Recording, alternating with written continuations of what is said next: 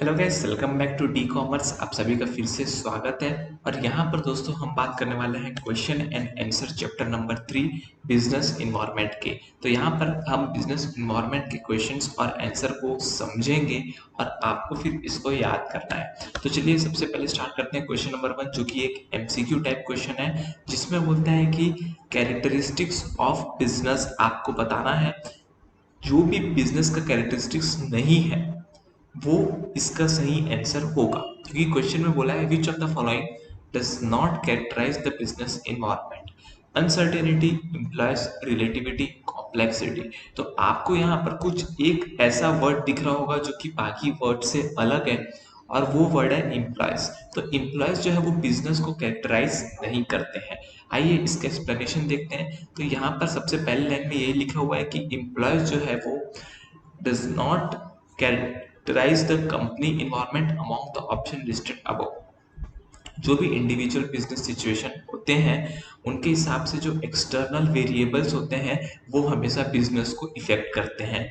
अब ये external variables क्या होते हैं?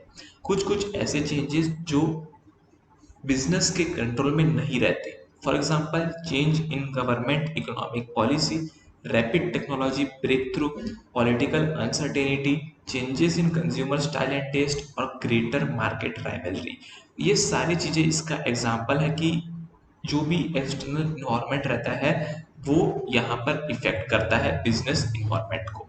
एम्प्लॉय जो है वो एसेंशियल पार्ट तो होते हैं कंपनी के लिए, लेकिन वो कभी इन्वायरमेंट को डिफाइन नहीं करते।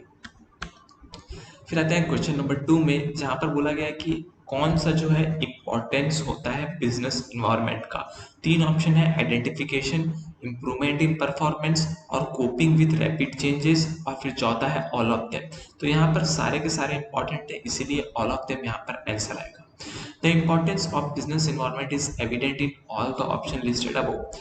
Business manager that have a good grasp of the environment can only recognize and analyze external factor but also react to them. When we analyze the following fact, we can realize the importance of business environment and managers' understandings of it. यानी कि जो भी external environment है उसको recognise करना, उसको analyse करना, यानी कि उसको ऑकरेंस से पहले पता लगाना, ये बिजनेस मैनेजर के लिए बहुत ज़्यादा इंपॉर्टेंट होता है किसी भी बिजनेस को सक्सेसफुल बनाने के लिए। फिर यहाँ पर आता है कुछ यहाँ पर फैक्ट्स दिए गए हैं जो बहुत ज़्यादा इंपॉर्टेंट होते हैं बिजनेस इन्वायरमेंट के लिए और मैनेजर की अंडरस्टैंडिंग के लिए। सबसे पहला, it assist the firm in identifying opportunity and gaining a competitive advantage.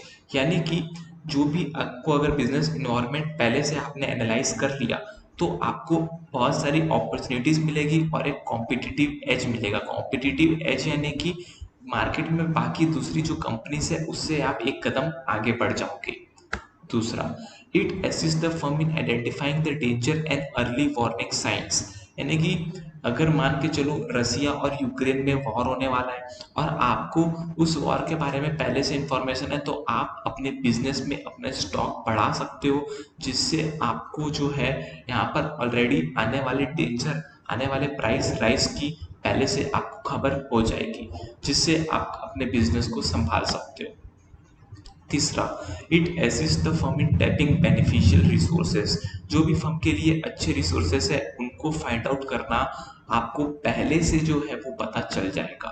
फिर जो भी रैपिड चेंजेस होने वाले हैं नई टेक्नोलॉजी आने की वजह से या कोई बिजनेस इन्वायरमेंट में चेंज की वजह से, वो अगर आपको पहले पता चल जाएगा तो आप उस पर अच्छे से रिएक्ट कर पाओगे और अपने बिजनेस को उसके लिए प्रिपेयर कर पाओगे। फॉर एग्जाम्पल, कोविड कोविड आने से पहले बहुत सारे जो बिजनेस थे वो ऑफलाइन थे, लेकिन अब सारे ऑनलाइन हो चुके हैं, तो यहाँ पर रैपिड चेंज हुआ। फिर it adds in planning and formulation of policy. कोई भी आपको पॉलिसी बनानी है तो अगर आपको बिजनेस इन्वायरमेंट के बारे में नॉलेज है तो आप अच्छे से पॉलिसी को फॉर्मुलेट कर सकते हो। और आखिरी पॉइंट है एनहांसमेंट ऑफ परफॉर्मेंस। आपकी परफॉर्मेंस ऑटोमेटिकली इंप्रूव हो जाएगी जब आपको बिजनेस इन्वायरमेंट की नॉलेज हो जाएगी। The study of business environment aids in detecting positive improvement as well as risk or hindrance that affect an organization performance. As a result, it assists individual in taking the necessary step to improve their performance. Furthermore, a thorough examination of always changing environment aids the organisation is better coping with it. यानी कि इसका मतलब क्या है कि जब भी आप इन्वायरमेंट को एनालाइज करते हो और आपको पहले से कोई चीज पता चल जाता है तो इससे आप अपने बिजनेस को एक नेक्स्ट लेवल पे ले जा सकते हो आपके अपॉर्चुनिटी से। और जो भी आपको डेंजर या वार्निंग्स होंगे वो आपको पहले पता चल जाएंगे, जिससे जो भी बिजनेस इन्वायरमेंट चेंज होगा आप उससे ऑटोमेटिकली जो है उसको आप कोप अप कर लोगे। और उसी को कहा गया है यहाँ पर बेटर कोपिंग विद इट। फिर आता है question number 3, which of the following is an example of social environment. जो सोशल इन्वायरमेंट है यानी कि सोशलाइजिंग फैक्टर है उसका एग्जाम्पल क्या है। Money supply in the economy, क्या ये सोशल इन्वायरमेंट है? नहीं है, क्योंकि ये इकोनॉमी से रिलेटेड है। कंज्यूमर प्रोटेक्शन एक्ट, ये कंज्यूमर से रिलेटेड है। द कॉन्स्टिट्यूशन ऑफ कंट्री, ये तो पूरे कंट्री से रिलेटेड है। Composition of family, composition of family जो है वो यहाँ पर सोशल इन्वायरमेंट का एग्जाम्पल माना जा सकता है। आइए इसका आंसर देखते हैं। The term social environment refers to the social influences that influence the company's prospect and performance, such as custom, tradition, social values and social trends। इसका क्या मतलब है? इसका ये मतलब है कि जो सोशल इन्वायरमेंट होता है वो कंपनी के सोशल वैल्यूज को इफेक्ट करता है, कंपनी के ट्रेडिशन को और सोशल ट्रेंड्स को बहुत ज़्यादा इफेक्ट करता है। तो जो कंपोजिशन ऑफ फैमिली है वो यहाँ पर इसका एग्जाम्पल माना जा सकता है। फॉर एग्जाम्पल अगर मैं आपको बताऊं कि अगर एक हेल्थ एंड फिटनेस का अभी जो है मार्केट में क्रेज आ गया, इससे क्या हुआ, बहुत सारी कंपनीज को फायदा हुआ। कैसी कंपनीज को फायदा हुआ? जो ऑर्गेनिक फूड बनाती थी, जो जिम से रिलेटेड इक्विपमेंट्स या जिम से रिलेटेड प्रोडक्ट्स बनाती थी, मिनरल वाटर या फिर फूड सप्लीमेंट, ये सारे इंडस्ट्री को फायदा हुआ। नुकसान किसको हुआ? जो डेयरी प्रोसेसिंग फूड्स थे, टोबैको, लिक्वर, ये सारी चीजें जो आपके हेल्थ को इफेक्ट करती है, इन सारों का बिजनेस घट गया है। ठीक है, तो ये यहाँ पर बताया गया है। फिर आता है क्वेश्चन नंबर 4 जो कि बोलता है लिबरलाइजेशन का मतलब क्या होता है। क्या लिबरलाइजेशन का मतलब होता है? इंटीग्रेशन अमॉन्ग द इकोनॉमीज, यानी कि जो दो बहुत बड़ी इकोनॉमीज है उनका आपस में मिल जाना, उसको लिबरलाइजेशन बोलते हैं। या फिर reduce government control and restriction, government ने कहा कि हम एक्सपोर्ट से कुछ कंट्रोल हटा रहे हैं, कुछ रेस्ट्रिक्शन हटा रहे हैं, आप चाहे तो अपना गुड्स अब एक्सपोर्ट कर सकते हो दूसरे स्टेट्स में। क्या इसको लिबरलाइजेशन बोला जाता है? या फिर पॉलिसी ऑफ प्लान्ड डिसइन्वेस्टमेंट, यानी कि कहीं से पैसा बाहर निकालना, क्या इसको लिबरलाइजेशन बोला जाता है? तो इसका सही आंसर जो है वो है बी। जहां पर भी गवर्नमेंट की पॉलिसी इजी होती है वहां पर ज्यादातर लोग चाहते हैं, वहां बिजनेस करने की कोशिश करते हैं, तो इसको बोलते हैं लिबरलाइजेशन, यानी कि लिबरल कर दिया मार्केट को। मार्केट अब और ज्यादा लिबरल होने की वजह से और इजी एंट्री हो गई है मार्केट में, तो इसीलिए यहाँ पर बी पॉइंट जो है वो सही होगा। अभी कौन से एरियाज में जो है लिबरलाइजेशन आया है? सबसे पहला, लाइसेंसिंग रिक्वायरमेंट को अगर कम कर दिया जाए, अगर ज़्यादा बिजनेस को, अगर आप बोलोगे कि अगर आपको गुपचुप ठेला खोलने के लिए भी लाइसेंस की ज़रूरत है तो कोई जो गरीब आदमी है वो इस काम को नहीं कर पाएगा। इसीलिए यहाँ पर एलिमिनेट करना लाइसेंस के रिक्वायरमेंट को छोटी छोटी जगहों पर, ये बहुत ज़्यादा इम्पोर्टेंट है। फिर बिजनेस के स्केल को डिसाइड करना भी बहुत ज़्यादा ज़रूरी है, इसके लिए आपको फ्रीडम देनी चाहिए।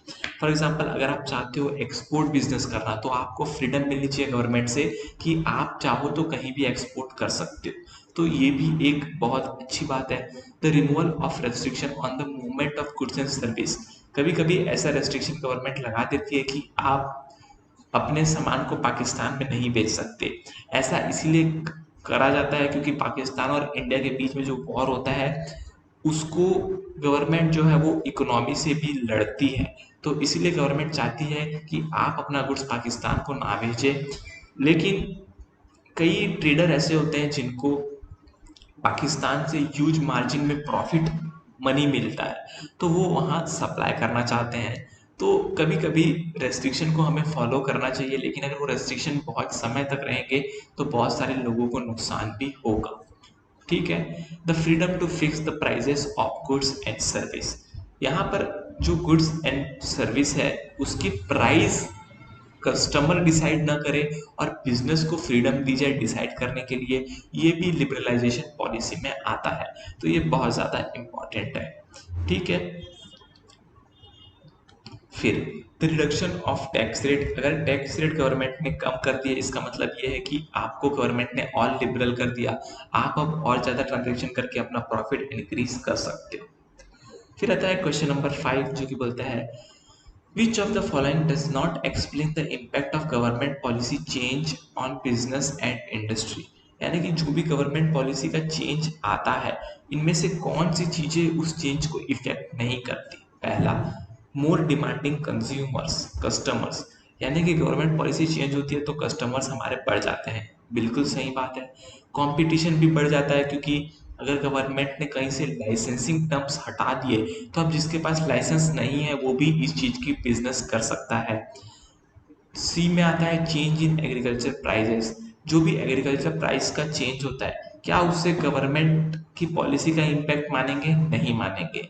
फिर आता है डी, मार्केट ओरिएंटेशन, मार्केट में जो ओरिएंटेशन हो रहा है उसको हम यहाँ पर इम्पैक्ट मानते हैं, लेकिन यहाँ पर जो आंसर है वो है चेंजेस इन एग्रीकल्चर प्राइसेस, क्योंकि इससे जो है आपको इम्पैक्ट नहीं होगा गवर्नमेंट पॉलिसी में। आंसर आप देख सकते हो, changes in agriculture prices are not one of the option that can explain the impact of government policy changes on business and industry. Changes in government policy such as liberalisation, privatisation and globalisation. Liberalisation के बारे में तो मैंने आपको बताया, privatisation और globalisation के बारे में मैं आपको आगे आने वाले क्वेश्चन में बताऊंगा। इन सारों का इफेक्ट होता है बिजनेस में। Customer who are more demanding, increasing competition and a shift in market orientation all explain the impact of such legislative changes. इन सारों से जो है जो चेंजेस आए हैं वो पता चलते हैं। Changes in agriculture prices on the other hand are unrelated to changes in government policy and occur as a result of changes in agriculture product demand and supply. मान के चलो अगर आलू प्याज के रेट की बात करो तो अगर हमारा अच्छा एग्रीकल्चर ग्रो होगा तो उसके प्राइस लो होंगे, और हमारा एग्रीकल्चर अगर अच्छा ग्रो नहीं हुआ तो उसके प्राइस ऑटोमेटिकली हाई हो जाएंगे। तो ये गवर्नमेंट की पॉलिसी नहीं है, ये तो नेचर है। अगर ज़्यादा बारिश हुई अच्छी तो अच्छे फसल होंगे, नहीं हुई तो नहीं होंगे। तो इससे जो है गवर्नमेंट इफेक्ट नहीं होता है। दूसरा मतलब छठवां नंबर का क्वेश्चन है, what do you understand by business environment. Business के एनवायरनमेंट से आप क्या समझते हो। The business environment refers to all the external variables that influence a company's performance. यानी कि जो भी आपके कंट्रोल में नहीं है, मैं एक बिजनेस कर रहा हूँ, जो भी चीजें मेरे कंट्रोल में नहीं है उसको हम बोलते हैं बिजनेस एनवायरनमेंट, जो एक्सटर्नल वेरिएबल्स होते हैं। एग्जाम्पल इकोनॉमी, क्या इकोनॉमी को मैं कंट्रोल कर सकता हूँ, नहीं। सोशलाइजेशन, क्या मैं इसको कन्वर्ट कर सकता हूँ, नहीं। पॉलिटिकल चेंजेस को क्या मैं कंट्रोल कर सकता हूँ, टेक्नोलॉजिकल चेंजेस को या फिर लीगल चेंजेस को क्या मैं कंट्रोल कर सकता हूँ, नहीं कर सकता। तो ये सारी चीजें बिजनेस इन्वायरमेंट में आती है। Individual, consumers, government and legal all issues all contribute to the business environment। ये सारे बिजनेस इन्वायरमेंट को कंट्रीब्यूट करते हैं।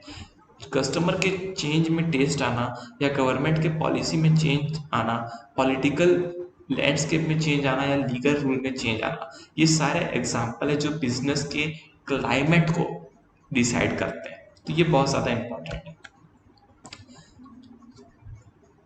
हालांकि ये सारे जो यहाँ पर लिखा हुआ है, although such influence are outside the control of organisation they have an impact of in on its performance either positively और नेगेटिवली। ये सारी चीजें बिजनेस के कंट्रोल में तो ऑलरेडी नहीं है, लेकिन फिर भी ये बिजनेस को इफेक्ट करती है। फॉर एग्जाम्पल, अगर आपका टेक्नोलॉजी चेंज हो गया तो आपको बिजनेस को टेक्नोलॉजी के हिसाब से चेंज करना पड़ेगा, नहीं तो आपका बिजनेस आउटडेटेड हो जाएगा। तो ये सारी चीजें आपको इफेक्ट करती है। A shift in consumer preference in favor of companies good, for example increased demand for that company's product। तो कंपनी के जो कस्टमर्स हैं उनकी भी डिमांड बढ़ जाती है, जैसे ही डिमांड चेंज हो जाती है, जैसे ही पॉलिसीज चेंज होती है उस हिसाब से। Similarly when new technology is introduced the firms existing technology become obsolete and it's product become inferior. यानी कि जैसे कि मैंने आपको बताया कि टेक्नोलॉजी में चेंज आने की वजह से उनका जो प्रोडक्ट है वो इंफीरियर हो जाता है, क्योंकि टेक्नोलॉजी जो वो यूज करते हैं वो ऑलरेडी आउटडेट हो जाती है। The following characteristics characterise the business environment.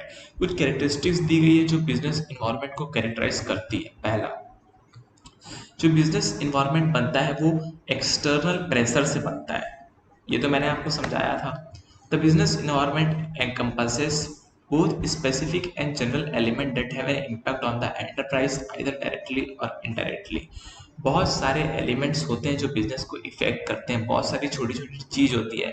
जैसे कि रेनी सीजन हो गया, अभी अगर आप अम्ब्रेला की मार्केट देखोगे तो रेनी सीजन में ज्यादा रहती है और गर्मी में भी ज्यादा रहती है, लेकिन ठंडी में अम्ब्रेला की कोई रिक्वायरमेंट नहीं रहती है।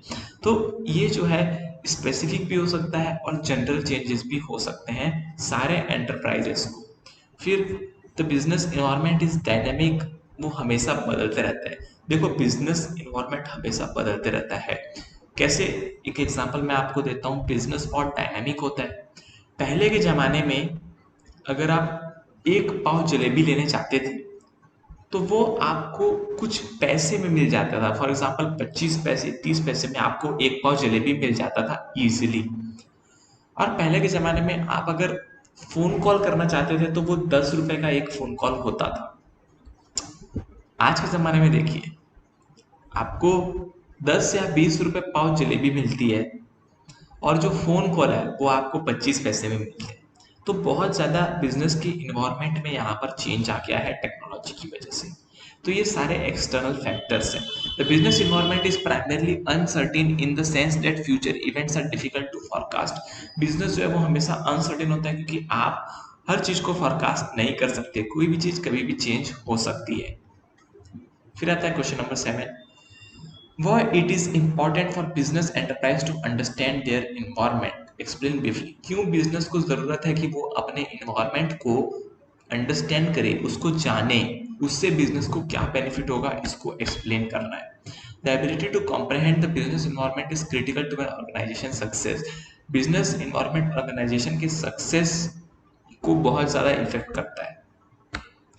Any organisation can not function without the help of others. कोई भी ऑर्गेनाइजेशन जो है वो किसी और की मदद के बिना नहीं चल सकता। आपको गवर्नमेंट का मदद चाहिए, आपको कस्टमर का मदद चाहिए, आपको एम्प्लॉयज का मदद चाहिए, आपको बैंक का मदद चाहिए, तभी आपका बिजनेस चल पाएगा। It operation and performance are also influenced by a number of external factors. बहुत सारे एक्सटर्नल फैक्टर्स भी इफेक्ट करते हैं। Continuous review and understanding of the business environment enables a company to better account for this influence and as a result improve its performance। अगर आपको पहले से पता चल गया कि कौन से चेंजेस आने वाले हैं तो आप अपने कंपनी को उसके हिसाब से एडजस्ट कर सकते हो, जिससे अपनी कंपनी का परफॉर्मेंस और ज़्यादा इम्प्रूव हो सकता है। कुछ यहाँ पर फॉलोइंग पॉइंट दिए गए हैं जो कि आपको necessity of environment awareness for business बताते हैं। पहला, recognising opportunity and gaining A competitive advantage. अगर आपको कोई पॉजिटिव ट्रेंड मार्केट में दिख गया, कोई आपको अपॉर्चुनिटी पहले से दिख गई, तो आप क्या करोगे, उसके लिए रेडी हो जाओगे। फॉर एग्जांपल कोविड-19 आया था तो काफी लोगों को अपॉर्चुनिटी दिखी थी कि वो सैनिटाइजर की कंपनी डाल सकते हैं। बहुत सारे लोगों ने सैनिटाइजर की कंपनी डाली और वो बहुत ज्यादा सक्सेसफुल हो गए। ऐसे ही बहुत सारे अलग अलग कॉमर्शियल सक्सेस फैक्टर्स होते हैं जो डिपेंड करते हैं बिजनेस के सिचुएशन पे। दूसरा, threat identification and early warning signal. अभी कुछ अगर आप बिजनेस के एनवायरनमेंट को अच्छे से समझो तो आपको कुछ थ्रेट पहले से पता चल जाते हैं और आपको अर्ली वार्निंग सिग्नल मिल जाते हैं। फॉर एग्जाम्पल, अगर आप देखोगे तो अगर मान के चलो आपकी कोई शॉप है जो कि जंक फूड बनाती है, जंक फूड। अभी क्या हो गया कि लोगों को जंक फूड तो खाना है, लेकिन कुछ लोग ऐसे भी है जिनको हेल्दी फूड भी खाना है। तो अगर आपने अपने रेस्टोरेंट में हेल्दी फूड रखना स्टार्ट नहीं किया तो आपके रेस्टोरेंट से लोग, जो ऐसे लोग हैं जो फिटनेस में वो चले जाएंगे। तो आपको ये भी ख्याल रखना पड़ेगा। ये थ्रेट है कि जो भी ट्रेंड आ रहा है उसके हिसाब से आपको अपने आप को चेंज करना है ना। तो ये एग्जाम्पल यहाँ पर है पॉइंट नंबर 2 का। Point number 3, gathering useful resources. देखो, अब आपको अगर पता है कि बिजनेस इन्वायरमेंट चेंज होने वाला है तो आप पहले से ही आपका मटेरियल, आपकी मशीनरी और आपका लेबर, उसको जो है आप पहले से अपने बिजनेस में इंट्रोड्यूस कर सकते हो, यानी कि उसको आप पहले से सेट कर सकते हो।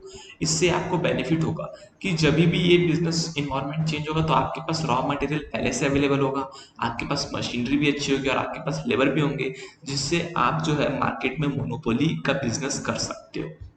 फिर enterprise on the other and generate output in the form of goods and service for the environment. जो भी एंटरप्राइज होती है वो यूजफुल गुड्स जो है वो इन्वायरमेंट में लाती है as per the marketing situation. फिर अडेप्टिंग टू चेंजेस। अगर आपको लगता है कि बिजनेस इन्वायरमेंट में टेक्नोलॉजी चेंज आने वाला है, अब कस्टमर हमारे पास नहीं आएंगे, हमको होम डिलीवरी करनी पड़ेगी, टेक्नोलॉजी का यूज करना पड़ेगा, उनको ऑनलाइन ऑर्डर्स उनसे लेना पड़ेगा और हमको उनको डिलीवर करना पड़ेगा।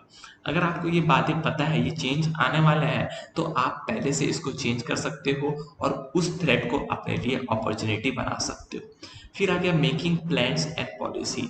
अगर आप कोई प्लान और पॉलिसी बना रहे हो और आपको एग्जिस्टिंग सिचुएशन के बारे में नॉलेज है, बिजनेस इन्वायरमेंट के बारे में नॉलेज है और आगे क्या चेंजेस आ सकते हैं इसके बारे में नॉलेज है, तो आप अपने प्लान और पॉलिसी को अच्छे से बना सकते हो, अपॉर्चुनिटी को रिकॉग्नाइज कर सकते हो और अपने बिजनेस के रिस्क को कम कर सकते हो। इम्प्रूविंग परफॉर्मेंस, जैसा कि मैंने आपको पहले भी बताया था कि आप अपनी परफॉर्मेंस को इम्प्रूव कर सकते हो अगर आपने बिजनेस एनवायरनमेंट को सही तरीके से एनालाइज किया तो। फिर आता है question number 8, mention the various dimension of business environment. कौन से डायमेंशन होते हैं बिजनेस एनवायरनमेंट के, उनको मेंशन करो। सबसे पहला आता है इकोनॉमिक एनवायरनमेंट। इकोनॉमिक एनवायरनमेंट ये होता है जो डिफाइन करता है कि मार्केट में इंटरेस्ट के रेट क्या चल रहे हैं, इनकम कितनी है लोगों की, स्टॉक मार्केट का परफॉर्मेंस कैसा है। तो ये तीन चीजें मेजरली जो है इफेक्ट करती है बिजनेस के इकोनॉमिक इन्वायरमेंट को। अभी आप बोलोगे कि इंटरेस्ट रेट से हमारा क्या लेना देना। देखो, अगर इंटरेस्ट रेट ज्यादा होगा तो कस्टमर कम खर्च करेगा और सेविंग ज्यादा करेगा, जिससे आपके बिजनेस में इफेक्ट पड़ेगा। आपका बिजनेस का जो प्रोडक्ट है वो कम बिकेगा, क्योंकि कस्टमर खर्च खर्च करना कम चाहता है। दूसरा, अगर मान के चलो कस्टमर की इनकम बढ़ गई तो आपको भी फायदा है, कस्टमर आपसे ज्यादा सामान खरीदेगा। मान के चलो आपका एक रेस्टोरेंट है जहां पर 50 रुपीज से लेकर 500 रुपीज तक सारे प्रोडक्ट्स अवेलेबल है। आपको भगवान से ये प्रार्थना करनी चाहिए कि हे भगवान मेरे कस्टमर की इनकम बढ़ जाए, क्योंकि जैसे ही आपके कस्टमर की इनकम बढ़ जाएगी ऑटोमेटिकली कस्टमर आपसे महंगे प्रोडक्ट्स लेना स्टार्ट कर देगा और आपके बिजनेस की भी ग्रोथ हो जाएगी। तो ये इकोनॉमिक इन्वायरमेंट का इफेक्ट होता है। फिर आता है सोशल इन्वायरमेंट। सोशल इन्वायरमेंट यानी कि social tradition, social idea, social trend, ये सारी चीजें आपके बिजनेस को इफेक्ट करती है। फॉर एग्जाम्पल, अगर मैं बात करूं रिलीजियस सेलिब्रेशन की, अगर आपकी फटाके की दुकान है, क्रैकर्स, फायर क्रैकर्स की दुकान है, तो आपकी दुकान सबसे ज्यादा कब चलेगी, दिवाली में चलेगी या फिर शादियों के सीजन में चलेगी। तो ये सोशल इन्वायरमेंट भी आपके लिए इफेक्ट होता है। फिर आता है टेक्नोलॉजिकल इन्वायरमेंट। फॉर एग्जाम्पल, अगर मार्केट में कोई नई टेक्नोलॉजी आ गई, नया ऐप आ गया, अमेजॉन, फ्लिपकार्ट आ गया या मीशो आ गया, तो आपको ये सारे ऐप्स के बारे में पता रहना चाहिए, कैसे इसमें डील करते हैं, कैसे इसमें अपने प्रोडक्ट्स को सेल करें, ये सारी चीजें आपको पहले से पता होनी चाहिए। फिर आते हैं legal environment. This refers to the government regulation and rules such as companies act, trade union etcetera. This regulation control how a company operate and behave. Enterprise must be aware of this law because disobedience can land them in legal trouble. आपको legal environment के बारे में पता होना चाहिए, आपको GST के बारे में पता होना चाहिए, आपको बिजनेस में जो भी रिक्वायरमेंट्स है लाइसेंसिंग के उनके बारे में पता होना चाहिए, आपको इनकम टैक्स के बारे में पता होना चाहिए, आपको टीडीएस के बारे में पता होना चाहिए, आपको बैंक के सारे रूल्स रेगुलेशन पता होने चाहिए। तो ये सब रेगुलेशंस आपको थोड़े, तो ऐसा तो नहीं कि आपको ये सब चीजें पढ़नी है, लेकिन जो जनरल नॉलेज है वो आपको पता रहना चाहिए। बाकी तो आपका सीए जो है उससे आप एडवाइस ले सकते हो, ठीक है। तो ये होता है लीगल इन्वायरमेंट। इसके बाद आता है दोस्तों यहाँ पर पॉलिटिकल इन्वायरमेंट। पॉलिटिकल इन्वायरमेंट क्या होता है कि जो भी एक पार्टी रहती है, जैसे कि रूलिंग पार्टी रहती है बीजेपी, तो बीजेपी की पार्टी आई तो बीजेपी के टर्म्स एंड कंडीशन के हिसाब से जो है आपको बिजनेस करना पड़ेगा, है ना। और मान के चलो अगर पार्टी चेंज हो गई, कांग्रेस आ गई, तो कांग्रेस के हिसाब से आपको फिर बिजनेस करना पड़ेगा। तो यहाँ पर हर पॉलिटिकल पार्टी का अपना एक सोचने का नजरिया अलग होता है, तो जिसकी वजह से जो है लॉ एंड ऑर्डर में चेंज आते हैं, करेंसी में चेंज आते हैं, करेंसी डेप्रिशिएट होती है, कम ज़्यादा होती है, स्टॉक मार्केट में चेंज आता है, तो ये सारा पॉलिटिकल इन्वायरमेंट के अंदर आता है। तो ये बात भी आपको ध्यान में रखनी है। फिर आते हैं यहाँ पर क्वेश्चन नंबर 9 में, जो कि आप जिस क्वेश्चन का सबसे ज़्यादा वेट कर रहे थे वो यही क्वेश्चन है। यहाँ पर बोलता है ब्रीफली एक्सप्लेन द फॉलोइंग। 3 चीज़ों का एक्सप्लेनेशन आपको यहाँ पर मिलेगा। पहला लिबरलाइजेशन, दूसरा प्राइवेटाइजेशन और तीसरा ग्लोबलाइजेशन। तीनों चीज़ों का आपको यहाँ पर डेफिनेशन मिलेगा। चलिए सबसे पहले स्टार्ट करते हैं लिबरलाइजेशन क्या होता है। लिबरलाइजेशन का मतलब होता है कि रेगुलेशन को कम करना, लाइसेंस, परमिट और कोटा को कम करना, ताकि ज्यादा से ज्यादा लोग अपना बिजनेस कर पाए। ठीक है, देखो पहला, the need for the licence to start a business was eliminated. Business gain control over the scope and size of their production as well as pricing of their products. वो खुद कितना बिजनेस करना चाहते हैं वो डिसाइड करेंगे, वो price क्या रखना चाहते हैं वो भी खुद डिसाइड करेंगे। Restriction on the movement of the goods को है, उसको हटाना है। फिर आता है दूसरा प्राइवेटाइजेशन। प्राइवेटाइजेशन क्या होता है, मैं आपको बताऊं, एलआईसी जो है वो गवर्नमेंट की कंपनी आप जानते हो, और जब एलआईसी का आईपीओ आ जाएगा तो एलआईसी जो है वो फिर खाली गवर्नमेंट कंपनी नहीं रहेगी, वो एक पब्लिक कंपनी बन जाएगी। ठीक है, और ऐसे ही सिमिलर सिचुएशन में फॉर एग्जाम्पल बात करूं मैं इंडियन रेलवे की, तो इंडियन रेलवे गवर्नमेंट का है, लेकिन अब जो है गवर्नमेंट उसको धीरे धीरे प्राइवेट कंपनीज को टेंडर देती जा रही है। फॉर एग्जाम्पल कुछ 2-4 स्टेशन है जहां पर आपने समझ लीजिए टाटा को या रिलायंस को स्टेशन दे दिए कि आप इस स्टेशन की देखभाल करिएगा। ठीक है, तो ये सारी चीजें प्राइवेटाइजेशन में धीरे धीरे आती जा रही है। तो प्राइवेटाइजेशन क्यों जरूरी है? सबसे पहले प्राइवेटाइजेशन क्या होता है ये आप समझ चुके हो कि प्राइवेट सेक्टर जो है वो बहुत अच्छा रोल प्रोवाइड करता है और अच्छी सर्विस देता है। तो प्राइवेटाइजेशन लाने के लिए सबसे पहले पब्लिक सेक्टर एंटरप्राइज में से डिस इन्वेस्ट करना पड़ेगा। जैसे कि आईपीओ जो है वो पब्लिक सेक्टर है, और अब आईपीओ सॉरी एलआईसी जो है वो पब्लिक सेक्टर है। अब जब एलआईसी अपने शेयर्स मार्केट में इशू करेगी तो वो अपने आप को डिस इन्वेस्ट कर रही है, और वो जो है प्राइवेटाइजेशन की तरफ बढ़ रही है। दूसरा, establishing an industrial and financial reconstruction board to help ill and loss making business get back on their feet. कुछ बिजनेस ऐसे होते हैं जो बहुत बड़े होते हैं लेकिन वो लॉस कमा रहे होते हैं, अभी इन बिजनेस को बचाना गवर्नमेंट के लिए जरूरी हो जाता है। तो कुछ ऐसे industrial and financial reconstruction board बनाने चाहिए जो इन बिजनेस की हेल्प कर सके। इन बिजनेस को बचाना क्यों जरूरी है? क्योंकि यहाँ पर हजारों एम्प्लॉयज काम करते हैं, और अगर ये बिजनेस बंद हो गया तो हजारों एम्प्लॉय बेरोजगार हो जाएंगे, जिससे इकोनॉमी को इफेक्ट पड़ेगा। तो ये बात इंपॉर्टेंट है। तीसरा, reducing the government stake in public sector business. जो भी पब्लिक सेक्टर बिजनेस है वहां पर गवर्नमेंट का इन्वॉल्वमेंट कम करना चाहिए और प्राइवेटाइजेशन बढ़ाना चाहिए। फिर आता है सी, ग्लोबलाइजेशन क्या होता है? Globalisation is the process of diverse economics around the world. देखो, जो भी वर्ल्ड की अलग अलग इकोनॉमी है, जैसे कि American economy, Indian economy, Russian economy, Canadian economy, Japanese economy, Chinese economy, ये सारी इकोनॉमी को इंटीग्रेट करना, यानी कि अगर किसी इकोनॉमी में कोई गुड्स कम है तो वो दूसरे इकोनॉमी से खरीद कर ला सकता है। तो ऐसे चीजों को करने के लिए ग्लोबलाइजेशन लाया गया। यहाँ पर क्या होता है, it entries lowering import and export constant such as licensing and tariff. पहले के जमाने में अगर आपको कुछ एक्सपोर्ट या इंपोर्ट करना रहता था तो आपको बहुत सारे लाइसेंस की जरूरत पड़ती थी, बहुत सारे आपको टैक्सेस लगते थे। अब उन सब चीजों को कम कर दिया गया है ताकि ग्लोबलाइजेशन हो सके और ज्यादा से ज्यादा गुड्स जो है वो सारे लोगों को अवेलेबल हो सके। अभी ग्लोबलाइजेशन के टर्म में इंडिया ने क्या क्या किया? सबसे पहले इंपोर्ट में जो रेस्ट्रिक्शन थे उसको हटा दिए, एक्सपोर्ट में जो टैक्स लगता था उसको भी हटा दिया, और जो इंपोर्ट में टैक्स लगता था उसको कम कर दिया। ये 3 चीजें इंडियन गवर्नमेंट ने मेजरली की है और इन 3 चीजों की ही जरूरत होती है। फिर आता है क्वेश्चन नंबर 10 में, जो कि बोलता है briefly discuss the impact of government policy change on the business and industry. यानी कि गवर्नमेंट के पॉलिसी में जो चेंज आता है उससे बिजनेस और इंडस्ट्री को क्या क्या नुकसान होता है उसके बारे में बताइए। सबसे पहला, गवर्नमेंट की जो पॉलिसी है वो है लिबरलाइजेशन, प्राइवेटाइजेशन और ग्लोबलाइजेशन। ये जो हमने 3 पढ़े पिछले क्वेश्चन में, ये तीनों का बिजनेस पे बहुत ज़्यादा इफेक्ट रहता है। तो जो भी इफेक्ट होते हैं गवर्नमेंट पॉलिसी के, वो यहाँ पर आपको इस क्वेश्चन में बताए जाएंगे। सबसे पहला, कंपटीशन बढ़ जाता है। क्यों? क्योंकि लाइसेंसिंग रिक्वायरमेंट कम हो गई लिबरलाइजेशन की वजह से, और अब जो है कोई भी यहाँ पर अपना बिजनेस कर सकता है।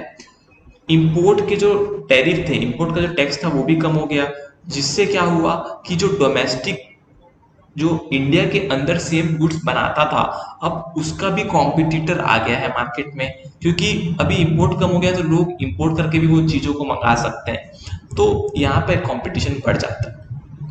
दूसरा, डिमांड बढ़ जाता है।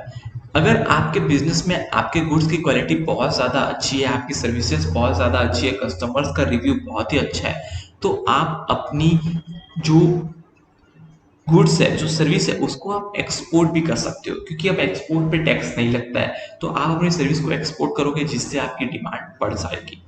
फिर change in business policy. Government policy का डायरेक्ट इम्पैक्ट रहता है बिजनेस पॉलिसी पे। मैं आपको बहुत सारे एग्जांपल दे चुका हूँ, जिसकी वजह से जो है, जो गवर्नमेंट की पॉलिसी है उसकी वजह से हमें अपने बिजनेस की पॉलिसी भी चेंज करनी पड़ सकती है। फिर आता है टेक्नोलॉजिकल चेंजेस। ये भी मैं आपको पहले एक्सप्लेन कर चुका हूँ कि कैसे टेक्नोलॉजी में चेंज आने की वजह से बिजनेस को भी अपने आप में चेंज लाना पड़ता है। ये तो बिजनेस के प्रोडक्ट आउटडेटेड हो जाते हैं और बिजनेस का परफॉर्मेंस लो हो जाता है। The need for trend staff, ये आज के डेट में सबसे बड़ी प्रॉब्लम है कि आपको ट्रेंड स्टाफ मार्केट में नहीं मिलता। आपको पहले स्टाफ को रिक्रूट करना पड़ता है और फिर उसको ट्रेन करना पड़ता है अपने बिजनेस के हिसाब से। तो यहाँ पर product innovation or product improvement as well as the application of new technology necessitates skilled and trained personnel. As a result, human resource development become necessary. Human resource को डेवलप करना बहुत ज़्यादा ज़रूरी है। आज के डेट में बिना एक्सेल के, बिना पावर पॉइंट के, बिना वर्ड के ज़्यादातर नौकरी नहीं हो सकती। तो ये सभी चीज़ें आपके लिए बहुत ज़्यादा इंपॉर्टेंट हो जाती है। Intensified market orientation. As competition is increased, product has become more market oriented. Market oriented का मतलब ये है कि जैसे जैसे प्रोडक्ट के कंपटीशन में बढ़ते जा रहा है, अब जो प्रोडक्ट की प्राइस है वो कस्टमर डिसाइड करने लगा है। कस्टमर बोलता है मैं इतना रुपए दूंगा, कस्टमर का बार्गेनिंग पावर बढ़ गया है। तो ये सारी चीजें मार्केट के ओरिएंटेशन में इंटेंसिफाइड हो गया है। फिर आता है public sector enterprises rely less on budgetary support. जो भी बजटरी सपोर्ट रहता है उस पर पब्लिक सेक्टर जो है वो कम रिलाय करता है। To survive growing competition, public sector enterprise must enhance efficiency and productivity rather than relying on budgetary support to absorb their losses. अब जो पब्लिक सेक्टर एंटरप्राइज रहती है वो तो गवर्नमेंट एंटरप्राइज रहती है, उनको लॉसेस से कोई ज्यादा इफेक्ट नहीं होता है, लेकिन उनको सर्वाइव करने के लिए अभी कंपटीशन को कैसे टैकल करना है और अपने एफिशिएंसी को कैसे बढ़ाना है, प्रोडक्टिविटी को कैसे बढ़ाना है, ये जानना बहुत ज़्यादा इम्पोर्टेंट हो जाता है। तो ये बहुत ज़रूरी है। Overall the impact of government policy changes, particularly those related to liberalization, privatization and globalization, has been favorable as Indian business and industry has demonstrated considerable resilience in dealing with the new economic order. तो ये तीन चीज़ें लाने की वजह से India में बहुत ज़्यादा इकोनॉमिक ग्रोथ हो गया, जिससे इंडियन में जो भी कंपनीज काम करती थी उनका परफॉर्मेंस बहुत ज़्यादा इम्प्रूव हो गया है। फिर आता है क्वेश्चन नंबर 11 में, how would you characterise business environment. आप बिजनेस इन्वायरमेंट को कैसे कैरेक्टराइज करोगे? Explain with example the difference between general and specific environment. आपको जनरल और स्पेसिफिक इन्वायरमेंट के बीच का डिफरेंस बताना है। सबसे पहला, जो बिजनेस इन्वायरमेंट है वो रिफर करता है एक्सटर्नल वेरिएबल से, ये तो आपको पता ही होगा। इकोनॉमिकल, सोशल, पॉलिटिकल, टेक्नोलॉजिकल और लीगल फोर्सेस जो है, इसके कुछ एग्जांपल है जिसको हमने डिटेल में देख लिया है। इंडिविजुअल, कस्टमर, गवर्नमेंट और लीगल इशू जो है, ये सारे बिजनेस इन्वायरमेंट में कंट्रीब्यूट करते हैं। ये सारी चीजें मैंने आपको क्वेश्चन नंबर 1 में बताई थी कि कस्टमर का टेस्ट चेंज होना, गवर्नमेंट की पॉलिसी चेंज होना, पॉलिटिकल लैंडस्केप चेंज होना, legal rules and regulations change होना, जिसकी वजह से बिजनेस के क्लाइमेट पे बहुत ज़्यादा इफेक्ट आ सकता है। तो ये सारी चीज़ें यहाँ पर लिखी गई है। फिर सिमिलरली जब नया टेक्नोलॉजी आता है तो फर्म का पुराना टेक्नोलॉजी ऑब्सोलेट हो जाता है और प्रोडक्ट इंफीरियर हो जाता है। The characteristics of the business environment are as follows. Aggregate of external influences. The business environment is the sum of all external forces that influence an organization performance, whether positively or negatively, such as individual, consumer, government, and legal issue. तो यहाँ पर क्या होता है कि जो भी external influences होते हैं, जो कस्टमर्स, गवर्नमेंट और लीगल इश्यूज होते हैं, इनकी वजह से हमारे बिजनेस में बहुत ज़्यादा फोर्स आता है और हमें इनके हिसाब से चलना पड़ता है। दूसरा, inter relation, different forces in the corporate environment are intertwined. For example, as consumer income rises, demand for consumer durables such as television, refrigerator rises. तो इंटर रिलेशन बहुत ज़्यादा ज़रूरी है। मैंने आपको पहले भी बताया था कि अगर आपके कस्टमर का इनकम बढ़ गया तो आपका भी इनकम बढ़ेगा। कैसे? क्योंकि कस्टमर आपसे ज़्यादा सामान खरीदने लगेगा। तो इंटर रिलेशन भी बहुत ज़्यादा ज़रूरी है। फिर आता है डायनामिक एंड एवर चेंजिंग। जो भी बिजनेस इन्वायरमेंट रहता है वो डायनामिक रहता है, आप सभी को पता है, वो हर पल चेंज होता रहता है, तो उसके हिसाब से हमें कोप अप करना बहुत ज़्यादा ज़रूरी है। External forces that directly affect an organisation are referred to as specific environment. जो एक्सटर्नल फोर्सेस होते हैं वो स्पेसिफिक एनवायरनमेंट को बोला जाता है। That is, they are forces that are unique to a certain company or organization. ये ऐसे फोर्सेस हैं जो यूनिक होते हैं सर्टेन कंपनी और ऑर्गेनाइजेशन में। ये हर लोगों के सेम नहीं होते, सबके अलग अलग होते हैं। A shift in consumer taste and preference toward a company product, for example, has a direct impact on demand. Similarly, a delay in raw material delivered from supplier has a direct impact on complete production. अभी external forces की वजह से अगर company को raw material नहीं मिल पा रहा है तो कंपनी के प्रोडक्शन प्रोसेस में दिक्कत आ जाती है। और अगर मान के चलो कंपनी के कस्टमर का प्रोडक्शन, मतलब कंपनी के कस्टमर का जो टेस्ट है वो चेंज हो गया, तो कंपनी का जो पुराना माल पड़ा होगा वो सारा माल जो है आउटडेटेड हो जाएगा। तो ये सारे जो है एक्सटर्नल फोर्सेस की वजह से हमारे बिजनेस में बहुत ज़्यादा इम्पेक्ट करते हैं। फिर आते हैं जनरल इन्वायरमेंट क्या होता है। स्पेसिफिक इन्वायरमेंट तो आपने समझ लिया, जो एक स्पेसिफिकली किसी बिजनेस को हार्म करे। जनरल इन्वायरमेंट जो है वो एक्सटर्नल फोर्सेस को बोला जाता है, जो कि जनरली सारे बिजनेस को इफेक्ट करते हैं। General forces unlike specialised forces do not affect the performance of a single organisation, rather they affect the performance of all organization. As a result, such influences only have a tangential impact on a certain organization. A change in technology, for example, has an impact on the quantity and quality of production in all the organization. Similarly, a shift in political condition has an impact on all business at the same time. अगर technology change होती है या फिर political environment change होता है तो खाली आपके बिजनेस को इफेक्ट नहीं करेगा, ये सारे बिजनेस को इफेक्ट करेगा। लेकिन अगर आपका रॉ मटेरियल नहीं मिल रहा है, आपका टेक्नोलॉजी अपडेट आप खुद नहीं कर रहे हो, तो आपके पर्सनल के बिजनेस में, खाली आपके अकेले के बिजनेस में ये चीजें इफेक्ट करती है, जिसको स्पेसिफिक बोला जाता है। तो अब आपको पता है स्पेसिफिक यानी कि जो आपके बिजनेस को ही इफेक्ट कर रही है, पूरी दुनिया को इफेक्ट नहीं कर रही। और जनरल यानी कि जो पूरे दुनिया को इफेक्ट कर रही है, उसको हम बोलते हैं जनरल एनवायरनमेंट। फिर आता है क्वेश्चन नंबर 12।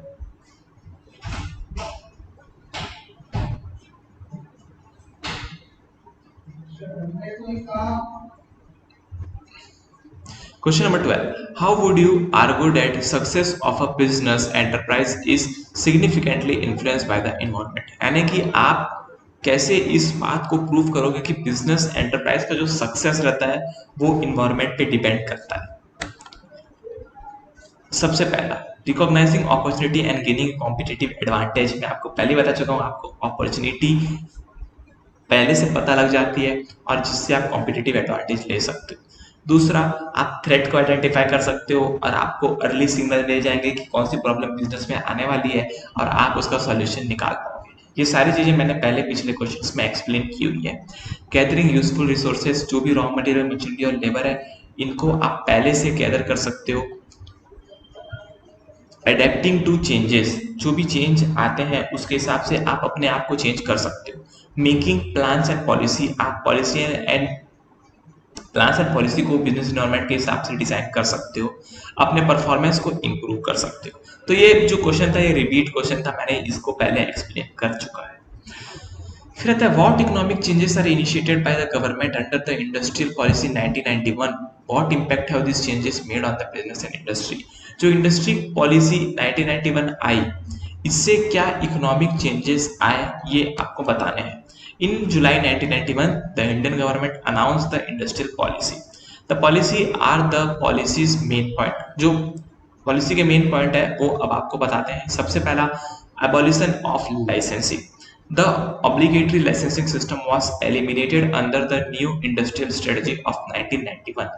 यानी कि जो भी लाइसेंसिंग पहले ज्यादा केसेस में लगती थी अब उसको लिमिट कर दिया गया, खाली अल्कोहल और ऐसे कंटेंट पे जो कि नुकसान पहुंचाता हो कहीं ना कहीं सोसाइटी को, वहां पर लाइसेंसिंग रखा गया, बाकी जगह से लाइसेंसिंग हटा दिया गया।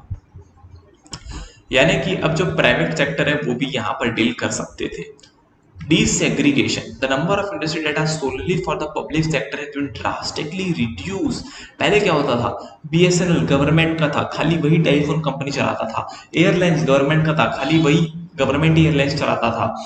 रेलवे खाली गवर्नमेंट चलाता था। इलेक्ट्रिसिटी खाली गवर्नमेंट चलाता था। लेकिन आज के डेट में सारी जगह पर प्राइवेट कंपनी आ गई है, तो इसको बोलते हैं डीसेग्रीगेशन, यानी कि आप इसको कह सकते हो प्राइवेटाइजेशन। ये वही सिमिलर कॉन्सेप्ट है, लेकिन इसका नाम जो है वो डीसेग्रीगेशन है। ठीक है, अभी वही यहाँ पर बताया गया है, रेलवे, एटॉमिक मिनरल और एटॉमिक एनर्जी का एग्जाम्पल देखें। तीसरा, increase production capacity. Prior to the program, industry has to seek authorization from the government to increase the production size। पहले क्या होता था, अगर किसी गवर्नमेंट को एक बड़ा मशीन लगाना है तो वो उसको पहले गवर्नमेंट से परमिशन लेना पड़ता था। लेकिन अब अगर किसी बिजनेस को नया मशीन लगाना है तो वो खुद लगा सकता है उसके बाद पैसे, तो उसको गवर्नमेंट से अप्रूवल लेने की जरूरत नहीं पड़ती। यहाँ पर देखिए 100 करोड़ का कुछ लिमिट दिया गया है एसेट्स के लिए, तो आप 100 करोड़ तक जो है फ्रीली कोई भी मशीन लाकर आप अपना ऑपरेशन सेटअप कर सकते हो और प्रोडक्ट्स बना सकते हो। Importing capital goods freedom. पहले अगर आपको कहीं फॉरेन कंट्री से कोई गुड्स लेकर आना होता था तो आपको बहुत सारे टैक्सेस लगते थे, लेकिन आज के डेट में ऐसा नहीं है। पहले रेस्ट्रिक्शंस भी बहुत थे, लेकिन आज के डेट में आप कोई भी गुड्स को इंपोर्ट कर सकते हो और उसको यूज कर सकते हो। ठीक है, अब देखो यहाँ पर 100% एफडीआई को भी परमिट कर दिया गया है, यानी कि आप जो है फॉरेन से डायरेक्ट इन्वेस्टमेंट, यानी कि एफडीआई का मतलब फॉरेन डायरेक्ट इन्वेस्टमेंट, आप फॉरेन से इन्वेस्टमेंट लेके अपने बिजनेस को रन कर सकते हो। Small scale industry reforms. देखो अभी छोटे छोटे जो बिजनेस है उनके लिए बहुत ही अच्छा बेनिफिट यहाँ पर लाया गया। मैक्सिमम अमाउंट ऑफ इन्वेस्टमेंट जो है वो यहाँ पर डिफाइन किया गया कि स्मॉल सेक्टर। देखो अभी इंडिया में आप जानते हो उद्यम आधार नाम की चीज आई है, तो उद्यम आधार में क्या होता है, जो भी बिजनेस रहते हैं उनका आधार कार्ड बनता है। तो जो बिजनेस है वो अलग अलग लेवल में बाइफरकेट है कि उसका अगर टर्नओवर इतना रहेगा, किस लिमिट के नीचे रहेगा तो वो स्मॉल बिजनेस है, कुछ लिमिट के ऊपर रहेगा तो वो लार्ज बिजनेस है। तो ऐसे सब चीजें इंडस्ट्रियल पॉलिसी में ला गई है। फिर डिसइन्वेस्टमेंट, जैसा कि एलआईसी का आईपीओ आ गया तो एलआईसी का डिसइन्वेस्टमेंट हो गया, वैसे ही बहुत सारे पब्लिक सेक्टर की कंपनी है जिनका डिसइन्वेस्टमेंट हो रहा है। फिर फॉरेन इन्वेस्टमेंट प्रमोशन बोर्ड, अब आप फॉरेन से भी इन्वेस्टमेंट ले सकते हो। जिस फॉरेन से इन्वेस्टमेंट लेने के लिए कुछ यहाँ पर रूल्स रेगुलेशन बनाए गए हैं। सबसे पहला, अभी देखो फॉरेन से अगर आप इन्वेस्टमेंट ले रहे हो तो आपका कंपटीशन बढ़ जाएगा। मैंने आपको पहले भी समझाया था कि लाइसेंसिंग कम हो गई है, एक्सपोर्ट पे कोई टैक्सेशन नहीं लग रहा है, इंपोर्ट पे कोई कम टैक्सेशन लग रहा है, तो इन सारी चीज़ों से आपका कंपटीशन बढ़ जाएगा, आपका डिमांड भी बढ़ जाएगा क्योंकि आप अब प्रोडक्ट को एक्सपोर्ट भी कर सकते हो। बिजनेस पॉलिसी में जो भी चेंजेस है वो भी आपको जो है पहले से पता चलने चाहिए। जो भी चेंजेस होंगे बिजनेस पॉलिसीज में उसको आप बिजनेस इन्वायरमेंट के चेंज से पता कर सकते हो। फिर टेक्नोलॉजिकल चेंजेस, जो भी टेक्नोलॉजी में चेंज आए हैं, वो जो भी टेक्नोलॉजी चेंज हुई है उसके हिसाब से आपको अपने बिजनेस को भी चेंज करना पड़ेगा। ट्रेंड एम्प्लॉयज की डिमांड बढ़ गई है, ये सारे पॉइंट्स मैंने आपको पहले एक्सप्लेन किए हुए हैं। ग्रेटर मार्केट ओरिएंटेशन, ये पॉइंट भी मैंने आपको पहले एक्सप्लेन किया हुआ है। Rest on budgetary support by public sector firm, ये पॉइंट भी मैंने आपको एक्सप्लेन किया हुआ है। तो यहाँ पर अभी केस प्रॉब्लम आते हैं। Lately many companies have planned for significant investment in organised retailing in India. Several factors have prompted their decision in this regard. Customer income is rising. People have a developed taste for better quality product, even though they may have to pay more. आज की date में ऐसा हो गया है कि customer चाहता है कि आप उनसे पैसा ले लो लेकिन हमको प्रोडक्ट अच्छा दो। The aspiration levels are increasing. The government has also liberalized its economic policy in this regard and permitted even 10% foreign direct investment in sub sectors of retail. तो ये एक ब्रीफ दिया गया है जो मैंने आपको ऊपर पढ़ाया उसका। Here the last question, identify changes in business environment under different heads: economical, social, technological, political and legal. that have facilitated the company's decision to plan significant investment in organized sector। अगर किसी नए company को investment करना है organised retailing में, तो economic, social, technological, political और legal का क्या क्या इफेक्ट आएगा। इकोनॉमी, कस्टमर का इनकम अगर बढ़ेगा तो नए जॉब बढ़ेंगे। कैसे? कस्टमर का इनकम बढ़ेगा और फिर आपका इनकम बढ़ेगा, आपको एम्प्लॉय की जरूरत पड़ेगी तो आप एम्प्लॉय रखोगे, तो डेफिनेटली कहीं ना कहीं जो है आप एम्प्लॉय रखोगे, उसकी वजह से क्या होगा कि एम्प्लॉयमेंट अपॉर्चुनिटी बढ़ेगी, नए जॉब्स मार्केट में आएंगे। Social, customer have acquired a preference for higher quality product even if they have to pay more for them. अगर कस्टमर को कोई ज़्यादा पे करना पड़े तो उसको आज के डेट में कोई कम नहीं होता, लेकिन उनको बेटर क्वालिटी का प्रोडक्ट चाहिए। Technological, advances in technology have made it easier for the customer and retailer to do the business. जैसे जैसे टेक्नोलॉजी इंप्रूव हो गई, बिजनेस करना भी इनके लिए बहुत ज़्यादा ईजी हो चुका है। पॉलिटिकल, गवर्नमेंट ने बहुत सारे पॉलिसीज को लिबरलाइज कर दिया है जिससे फॉरेन डायरेक्ट इन्वेस्टमेंट आप ले सकते हो। लीगल, द गवर्नमेंट ने जो है लीगल राइट बनाया है, कंज्यूमर प्रोटेक्शन एक्ट बनाया है, जिससे अब कंज्यूमर के खिलाफ ठगी नहीं हो सकती और सारे बिजनेस अच्छे से परफॉर्म करेंगे। फिर आता है question number 15, what has been the impact of this changes with regard to globalisation and privatisation. Globalisation और प्राइवेटाइजेशन आने की वजह से क्या चेंज आया। सबसे पहले कस्टमर डिमांड बढ़ गया, जॉब की पॉसिबिलिटी बढ़ गई और जो बिजनेस है उसकी परफॉर्मेंस इंप्रूव हो गई। तो ये सारी चीजें आपको मैंने पहले ही बता चुका है। तो ये था दोस्तों आपका चैप्टर नंबर 3। अगर आपको वीडियो अच्छा लगा हो तो लाइक करिए, शेयर करिए, सब्सक्राइब करिए अपने दोस्तों के साथ, और कोई डाउट हो तो डेफिनेटली कमेंट बॉक्स पे लिखिए, मैं उस डाउट का आपको जवाब बिल्कुल दे दूंगा। आज के लिए इतना ही, अगले चैप्टर तक के लिए चैनल को सब्सक्राइब करिए। जय हिंद, वंदे मातरम।